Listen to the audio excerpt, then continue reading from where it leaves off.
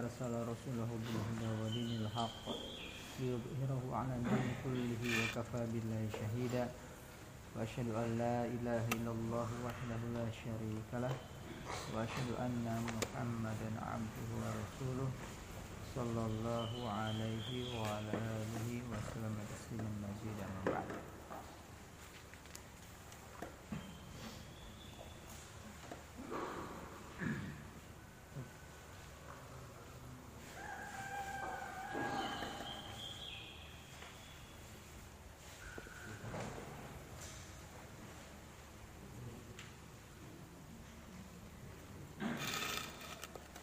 Siapa yang akan menjelaskan atau menyebutkan anggota-anggota sujud? Baik, kalau wajah, kening dan hidung, kemudian dua telapak tangan, kemudian lutut dan kaki, kedua kaki, ujung-ujungnya. Coba ulangi. Wajah, kening dan hidung. 3. Satu. Oh, wajah, kening dan hidung 1. Baik. Kedua telapak tangan. Kedua telapak tangan 3. Kedua lutut. Kedua lutut 5. Ini lutut itu 2. Iya, yakni semuanya 5 toh? Iya. Nah. Dan kedua kaki ujung jari. Kedua jari jemari. ujung jari kedua kaki itu 7. Baik. Anggota sujud, anggota sujud, kening dengan hidung dihitung 1, kedua telapak tangan, kedua lutut dan kedua ujung-ujung jari jemari kaki. Baik. Siapa yang akan mensifati atau menjelaskan sifat tangan ketika sujud?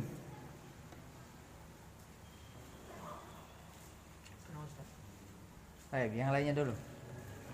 Tangan dibentangkan, kemudian jari jemari diluruskan ke arah kiblat, kemudian jarinya dirapatkan, tidak direnggangkan.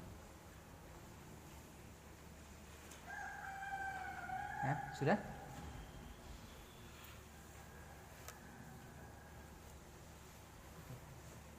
Posisi telapak tangan. Nah, tangan. Kemudian posisi lengan dijauhkan dari tulang rusuk. Nah. Jadi digambarkan ketika Rasulullah SAW ketika bersujud, kalau seukuran anak kambing bisa lewat di bawah tangannya, maka bisa lewat. Baik.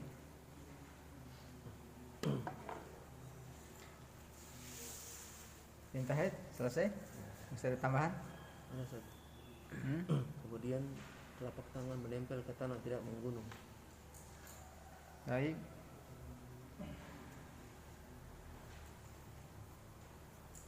Selesai? Atau masih ada tambahan? Nah, Ustaz.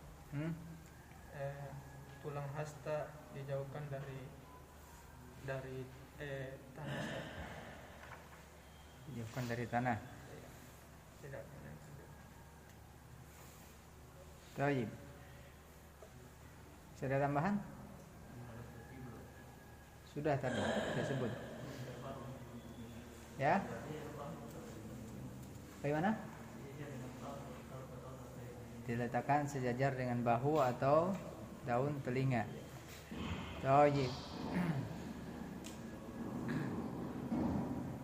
Sifat tangan ketika sujud, ditempelkan di tanah ataupun di lantai. Ya, jari jemarinya dihadapkan ke arah kiblat. Jari jemarinya dirapatkan, tidak direnggangkan.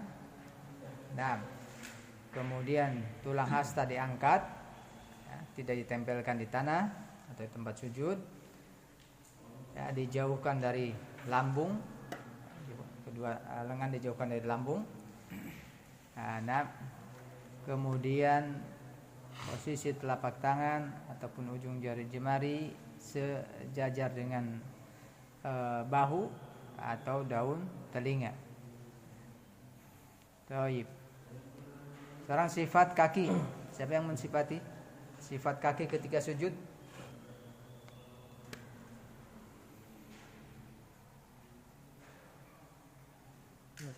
Baik, Falon. Posisi kaki ketika sujud yaitu kedua kaki ditegakkan, kemudian dirapatkan tumit-tumitnya, kemudian jari jemar dilipat sehingga dia mengarah ke arah kiblat. Baik. Jari jemarinya ya, dihadapkan ke arah kiblat, jari jemari kaki. Kakinya ditegakkan, kemudian tumitnya dirapatkan, kedua tumit dirapatkan. Sifat punggung. Punggung ketika sujud diratakan dan tidak dibengkokkan atau tidak berlobong. Punggung diluruskan dan tidak menggunung dan tidak diturunkan.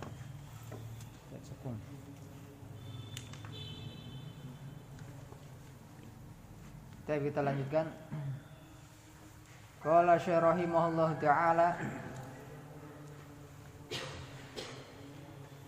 wujubu tuma'ninati fi sujud. Wajib tuma'ninah ketika sujud.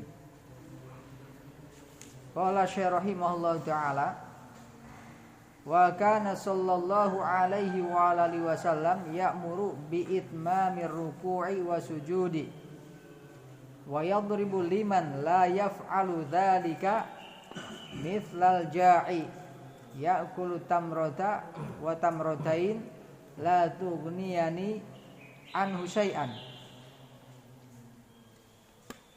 Dan Rasulullah sallallahu alaihi wa alihi wasallam memerintahkan menyempurnakan ruku dan sujud dan memisalkan wayadrib memisalkan dan memisalkan bagi orang yang tidak melakukan yang demikian semisal orang yang lapar, dia makan 1 atau 2 kurma yang tidak memberikan kecukupan darinya atau terhadapnya sedikit pun, yang tidak mengenyangkan. Nah, Rasulullah sallallahu alaihi wasallam memerintahkan menyempurnakan ruku dan sujud. Harus ada tumakninahnya ketika ruku dan ketika sujud, jangan tergesa-gesa. Nah, sebagaimana sudah berlalu, dan Rasulullah sallallahu alaihi wasallam memberikan atau memisalkan orang yang tidak menyempurnakan ruku dan sujudnya seperti orang yang lapar, kemudian dia makan 1 atau 2 biji kurma yang tentunya tidak mencukupinya, yakni tidak mengenyangkan. Ya, nah, wa kana yaqulu fihi innahu min aswain nas sarqatan. Dan Rasulullah sallallahu alaihi wasallam mengatakan orang yang tidak menyempurnakan ruku dan sujudnya sesungguhnya dia adalah orang yang paling jelek curiannya. Orang yang paling jelek curiannya. Ya, nah, ini mencuri di dalam sholat yang tidak menyempurnakan ruku dan sujudnya. Wa kana yahkumu bi butlani sholati man la yuqimu sholbahu fi ruku'i wa sujud. Dan Rasulullah sallallahu alaihi wasallam menghukumi batal salatnya orang yang tidak meluruskan punggungnya ketika ruku dan sujud. Kama sabaqa tafsiluhu fi ruku'. Antum bisa lihat kembali nanti pada pembahasan ruku. Ya, pada pembahasan ruku ada yang Rasulullah SAW mengatakan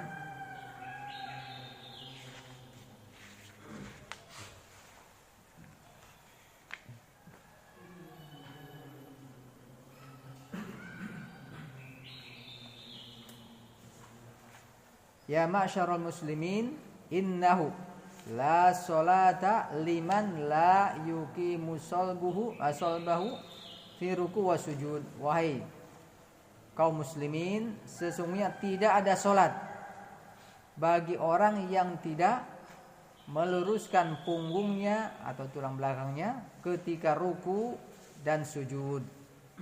Ya. Ini la salata. Syekh rahimahullah taala berpendapat bahwasanya batal salatnya orang yang tidak meluruskan punggungnya ketika ruku dan sujud. Ya, wallahu a'lam. Wa amara al-musi'a sholati bil itminani fi sujud kama taqaddam fi awalil bab. Dan Rasulullah sallallahu alaihi wasallam memerintahkan kepada orang yang salatnya jelek dengan tumakninah di dalam sujud sebagaimana sudah berlalu pada awal bab ini. Baik. Azkaru sujud, zikir sujud. Qala Syekh rahimahullah ta'ala wa kana sallallahu alaihi wa alihi wasallam yaqul fi hadzal rukni anwa'an minal adhkari wal adiyati taratan hadza wa taratan hadza.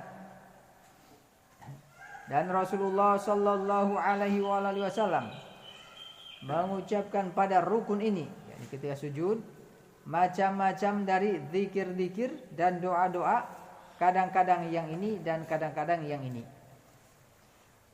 Zikir di dalam sujud ya bermacam-macam, seperti zikir ketika atau di dalam ruku. Baik. Yang pertama, Subhana rabbiyal a'la thalatha marrat. Nah, yang pertama mengucapkan Subhana rabbiyal a'la 3 kali. Subhana rabbiyal a'la, Subhana rabbiyal a'la, Subhana rabbiyal a'la. Nah. Wa kan ahyanan yukarriruha aktsar min dzalik, dan kadang-kadang Nabi sallallahu alaihi wasallam mengulang-ulanginya lebih banyak dari itu. Lebih banyak dari 3 kali. Ya. Kadang lebih dari 3 kali. Wa balagha fi tikrariha marratan fi sholatil lail hatta kana sujuduhu qariban min qiyamihi wa kana qara'a fihi thalatha suwarin minat tuwal al-baqarata wan nisaa wa ala imran yatakhallaluha du'aun wa istighfarun kama sabaqa fi sholatil lail. Dan Rasulullah SAW melampaui atau sangat banyak dalam mengulanginya,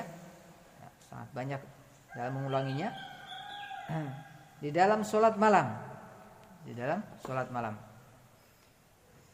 sehingga ada sujudnya hampir sama dengan berdirinya, sehingga lamanya sujud hampir sama dengan lamanya berdirinya.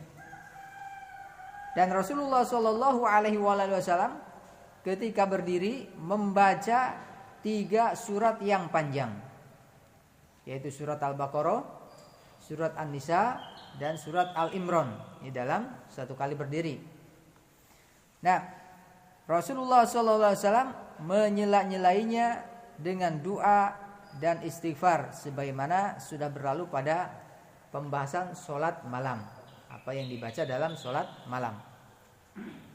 Nah,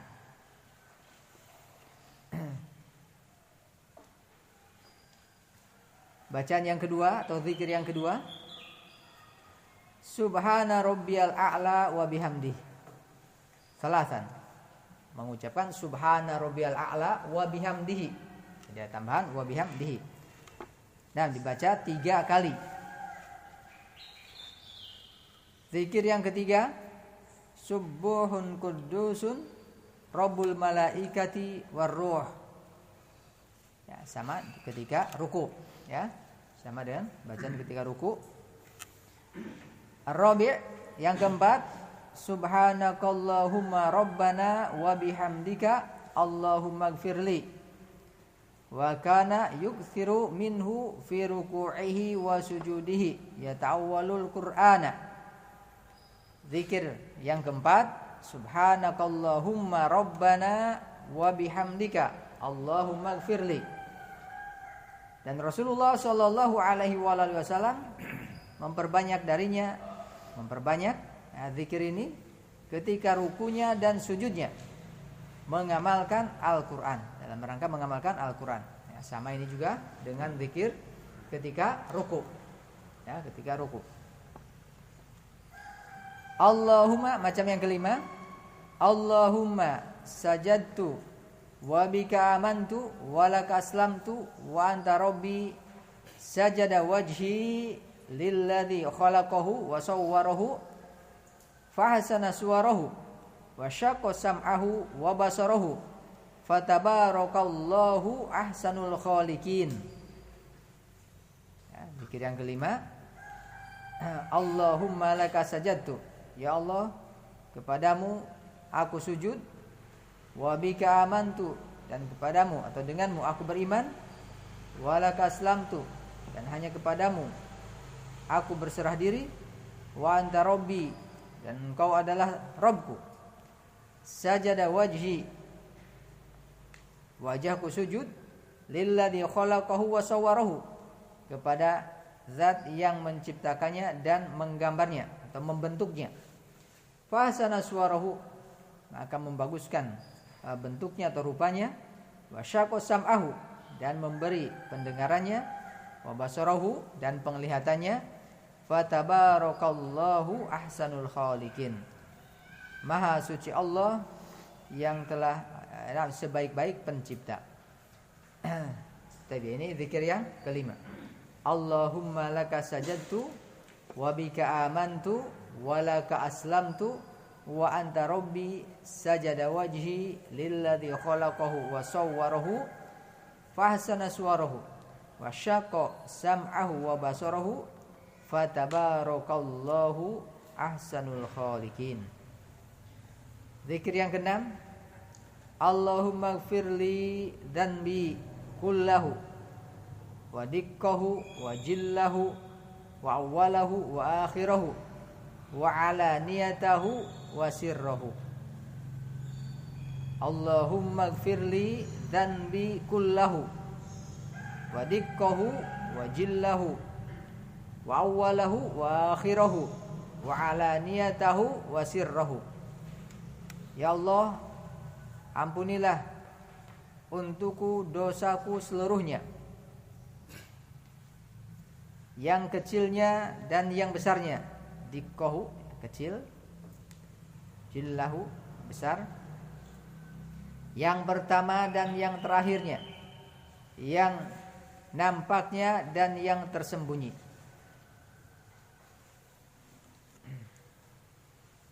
Zikir yang ketujuh, sajadalaka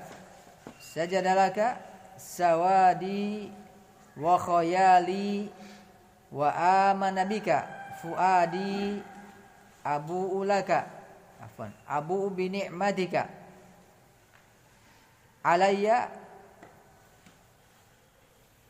Pada cetakan antum apa? Hadhihi atau hadiyah? Hadza ya atau hadza ha?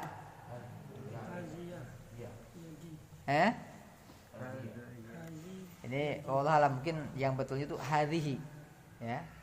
Hadhihi yadaya. Nah, jadi ha, hadhihi, ha, dza, ha, kemudian ya, da, alif, ya. Nah, Allah alam. Nanti kita artikan. Wa ma janaitu ala nafsi. Ya, sajadalaka sawadi, sujud kepadamu naluriku, wa khayali, dan khayalku, wa amanabika fuadi, dan beriman kepadamu hatiku, abu'u bi ni'matika alayya, aku akui nikmatmu atas diriku, Ini kedua tanganku. Hadhihi yadaya. Ini kedua tanganku. Wa ma janaitu ala nafsi.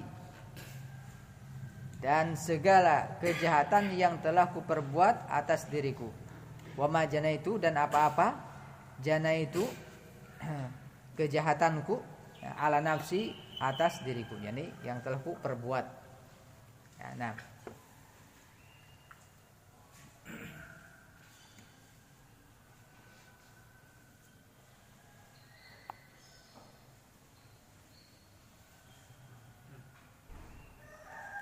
Baik.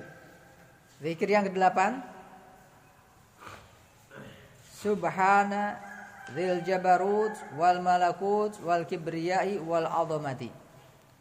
Ya, sama dengan bacaan ketika ruku. Wa hadza wa ma ba'dahu kana yaqulu fi sholatil lail. Zikir yang ini, subhana dzil jabarut wal malakut wal kibriyai wal azamati, dan apa yang setelahnya dan zikir-zikir setelah ini, Nabi Shallallahu Alaihi Wasallam mengucapkannya dalam sholat malam. Dalam sholat malam. Baik. Yang ke-9, ini yang diucapkan Nabi ketika sholat malam. Subhanakallahumma wa bihamdika la ilaha anta. Subhanaka Allahumma wa bihamdika la ilaha anta. Kayaknya ada kurang ya? Illa anta. Nah, la ilaha illa anta. Ya. Kalau ada yang kurang diingatkan. La ilaha illa anta.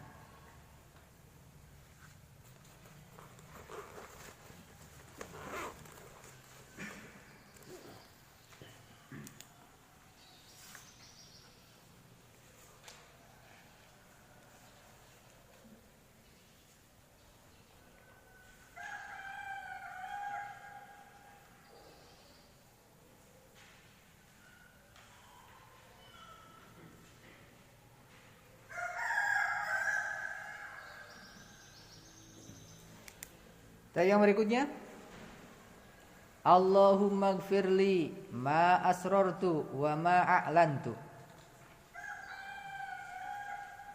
Ya Allah, ampunilah aku apa-apa yang aku sembunyikan dan apa-apa yang aku jelaskan. Allahumma ighfirli. Kalau disambung Allahumma gfirli. Allahumma gfirli ma asrartu wa ma a'lantu. Yang berikutnya, Allahumma ij'al fi qalbi nuron wa fi lisani nuron waj'al fi sam'i nuron waj'al fi basari nuron waj'al min tahti nuron waj'al min fawqi nuron wa an yamini nuron wa an yasari nuron waj'al amami nuron waj'al khalfi nuron waj'al fi nafsi nuron wa'azim li nuron. Allahumma ya Allah ij'al fi qalbi nuron, jadikan dalam hatiku cahaya, wa fi lisani nuron, dan pada lisanku cahaya, waj'al fi sam'i nuron, dan jadikan pada pendengaranku cahaya, waj'al fi basari nuron, dan jadikan pada pandanganku cahaya, waj'al min tahti nuron, dan jadikan dari bawahku cahaya, waj'al min fawqi nuron, dan jadikan dari atasku cahaya, wa an yamini nuron, dan dari sebelah kananku cahaya, wa an yasari nuron, dan dari sebelah kiriku cahaya, waj'al amami nuron, dan jadikan di hadapanku atau di depanku cahaya, waj'al khalfi nuron, dan jadikan di belakangku cahaya. Waj'al fi nafsi nuron, dan jadikan dalam jiwaku cahaya. Wa'dhim li nuron, dan agungkanlah untukku cahaya.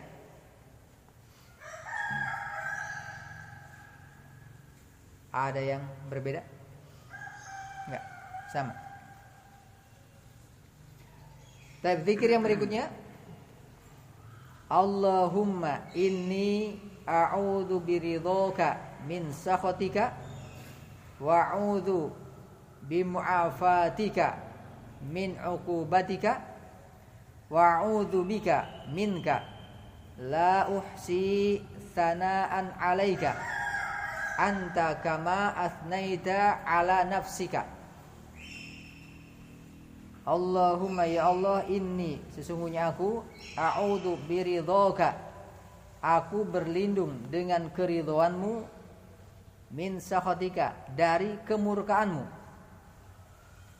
wa'udzu dan aku berlindung bimu'afatika dengan ampunanmu, min 'uqubatika dari siksamu, wa'udzu bika minka dan aku berlindung kepadamu dari azabmu. Lauhsi tsana'an 'alaika, tidaklah aku bisa menghitung pujian atas dirimu, kama anta kama athnaita 'ala nafsika, engkau sebagaimana engkau memuji atas dirimu. Baik, ini zikir dalam sujud atau ketika sujud dari nomor 8 ya, kalau punya anak dari nomor 8 sampai nomor 12 diucapkan dalam sholat malam. Dalam sholat malam. Baik. Kita lanjutkan. An-nahyu an qiraatil Qur'an fi sujud. Larangan dari membaca Al-Qur'an ketika sujud. Larangan dari membaca Al-Qur'an ketika sujud. Wa kana sallallahu alaihi wa alihi wasallam yanha an qiraatil Qur'an fi ruku'i wa sujudi. Dan Nabi sallallahu alaihi wa alihi wasallam melarang dari membaca Al-Qur'an ketika ruku dan sujud. Wa ya'muru bil ijtihad wal iktsar minad du'ai fi hadzal rukni. Dan Rasulullah sallallahu alaihi wasallam memerintahkan bersungguh-sungguh dan memperbanyak doa pada rukun ini. Rasulullah sallallahu alaihi wasallam memerintahkan bersungguh-sungguh dan memperbanyak doa pada rukun ini, yaitu ketika sujud. Kama madha, sebagaimana sudah berlalu. Fir ruku, pada pembahasan ruku. Wa kana yaqul, dan Nabi sallallahu alaihi wasallam mengatakan, aqrabu ma yakunul abdu min rabbih wa huwa sajidun fakthiru ad-du'a fihi. Nabi sallallahu alaihi wasallam mengatakan, paling dekatnya keadaan seorang hamba, aqrabu ma yakunul abdu, paling dekatnya keadaan seorang hamba terhadap Rabb-nya adalah ketika dia sujud. Wa huwa sajidun, adalah ketika dia sujud. Fakthiru ad-du'a fihi, maka perbanyaklah oleh kalian berdoa padanya, itu pada sujud tersebut. Nah, dia tidak boleh membaca Al-Quran ketika ruku dan sujud. Itolatu sujud, memperpanjang atau melamakan sujud. Wa kana sallallahu alaihi wa alihi wasallam yaj'alu sujudahu qariban minar ruku'i fituli. Dan Rasulullah sallallahu alaihi wasallam menjadikan sujudnya hampir sama dengan rukunya, dengan ruku di dalam lamanya. Wa rubbama balagha fil itolati li amrin aridin. Dan kadang-kadang Nabi sallallahu alaihi wasallam melamakan atau sangat melamakan di dalam sujudnya karena perkara yang mendadak. Karena perkara yang mendadak atau perkara yang tiba-tiba. Ya, li amrin aridin. Karena perkara yang tiba-tiba ya, terjadi sehingga Nabi apa? Melamakan sujud. Kama qala ba'du sahabat, sebagaimana dikatakan oleh sebagian sahabat, kharaja alaina Rasulullah sallallahu alaihi wa alihi wasallam fi ihda salatail asyi adz-dzuhra awil asra wa huwa hamilun hasanan aw husainan fataqaddama an-nabiy sallallahu alaihi wa alihi wasallam fa wada'ahu 'inda qadamihi al-yumna thumma kabbara lis-salati fa shalla fasajada baina dhahranai salatihi sajdatan atolaha qala farafa'tu ra'si min bainin nas faida sobi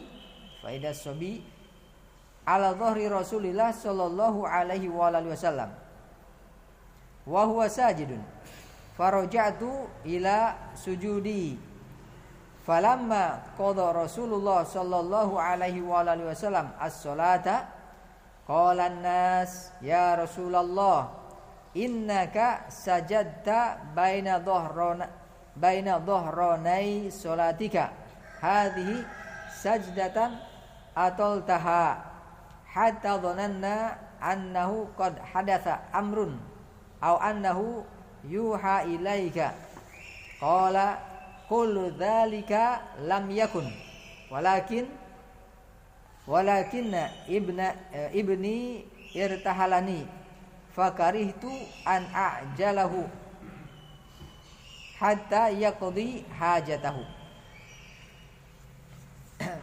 Rasulullah sallallahu alaihi wasallam keluar kepada kami, kharaja alaina Rasulullah sallallahu alaihi wasallam fi ihda salatail asyi, pada salah satu dua salat siang, pada salah satu dan dua salat siang, yaitu zuhur atau asar. Salat zuhur atau salat asar.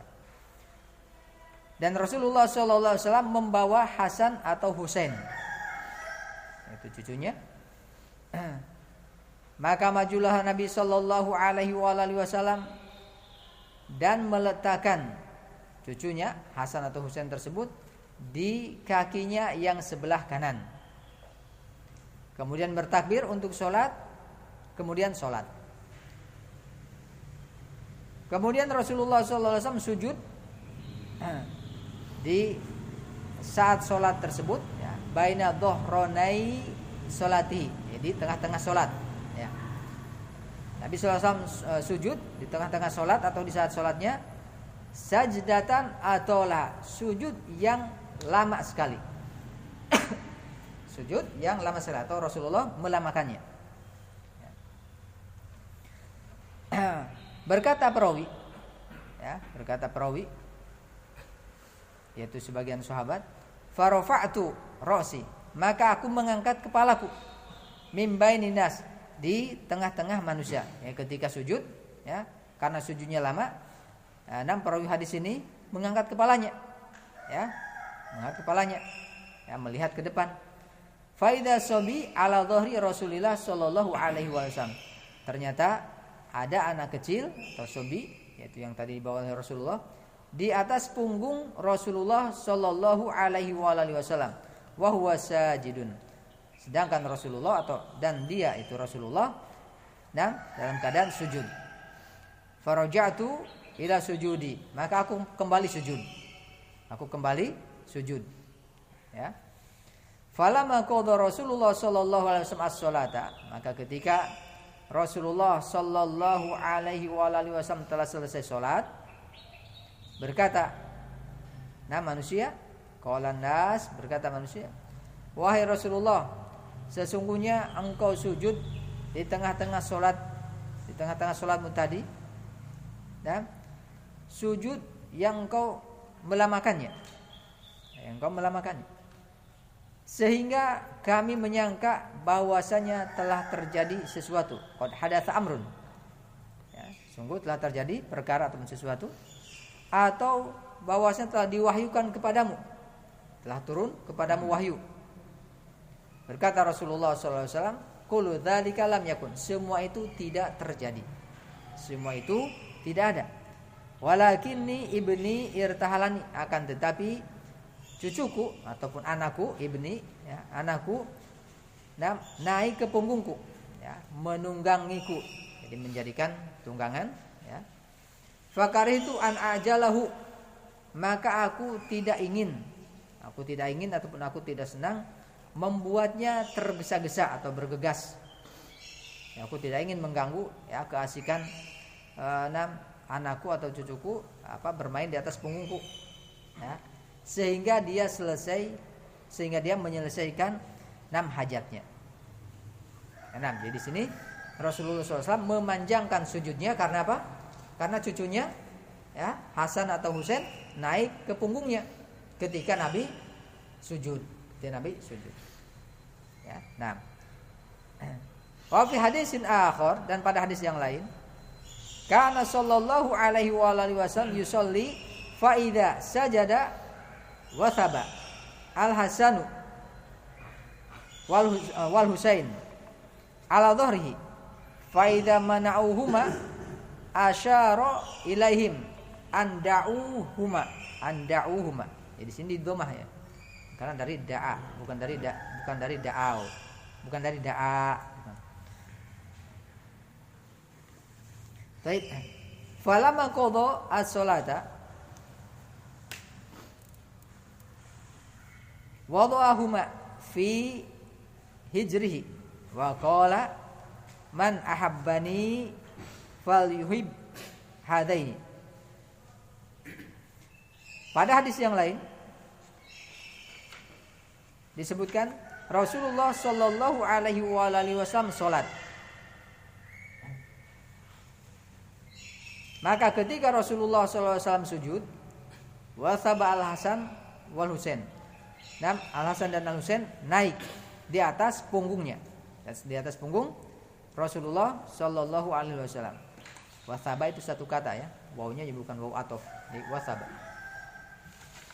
Nah, ini kalau antum nanti mencari di kamus, wasaba jangan saba, jangan bina mudhaf sabba, tapi wasaba. Al-Hasan dan Al-Husain loncat ataupun naik di atas punggung Rasulullah SAW. Fa idza mana'uhuma, maka ketika mereka para sahabat ya melarang keduanya, asyara ilaihim anda'uhuma. Rasulullah SAW memberikan isyarah kepada mereka supaya membiarkan keduanya. Falamma qada salata, maka ketika Rasulullah sallallahu alaihi wasallam selesai salat, wada'uhuma fi hijrihi. Rasulullah SAW meletakkan keduanya pada pangkuannya. Seraya mengatakan, barang siapa mencintaiku, maka cintailah keduanya.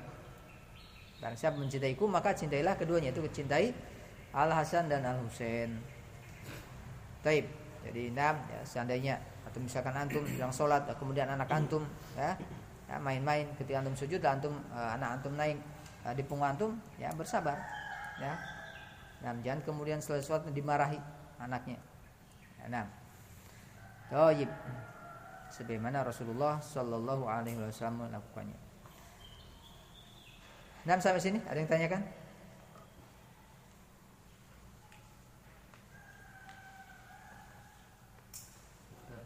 Baik. Dari pemahaman hadis ini, apakah ini juga memberikan faedah akan gerakan-gerakan tertentu seperti yang dilakukan oleh Rasulullah itu tidak membatalkan sholat, seperti memberikan isyarat tadi. Kemudian apakah juga membawa anak di masjid yang belum balik seperti ini, yang kira-kira bisa memberikan ketidakhusuan di dalam sholat, itu boleh dari pemaparan hadis ini. Memberikan isyarah di dalam sholat, nah, kalau dibutuhkan, yang tidak membatalkan sholat, ya. Seperti apabila ada yang memberikan salam ketika kita sholat, ya, maka dijawab dengan isyarah, mengangkat tangan. Nah, demikian juga ini isyarahnya wallahu alam, apa isyarah dengan tangan ya, atau bagaimana ya, wallahu alam. Baik. Ya, ala kulli hal gerakan yang dibutuhkan di dalam sholat selain gerakan sholat ya, selama tidak merubah keadaan orang tersebut dari keadaan sholat, itu tidak membatalkan sholat. Nah, kemudian perkara membawa anak ke masjid yang belum balik, ada fatwa dari kalangan para ulama, Syekh Ibnu Utsaimin ataupun yang lainnya ya, nah, kalau anak yang belum balik tersebut ya, belum mukallaf, itu bisa diatur ya, nah, bisa tenang ketika dibawa ke masjid ya, tidak mengganggu ibadah jamaah masjid, maka tidak mengapa. Baik, walaupun yang baik ditinggalkan di rumah dengan ibunya ya, karena anak tersebut belum mukallaf, belum dibebani syariat. Nah, adapun kalau anak tersebut tidak bisa diatur, jelas yang baik, yang afdal ditinggalkan di rumah ya, karena selain dia belum mukallaf, juga orang yang membawa anak tersebut berdosa karena menimbulkan kegaduhan ataupun ketidakhusyuan atau mengganggu ibadah jamaah di masjid tersebut. Wallahu a'lam bishawab. Kurang lebih seperti itu ya. Nah,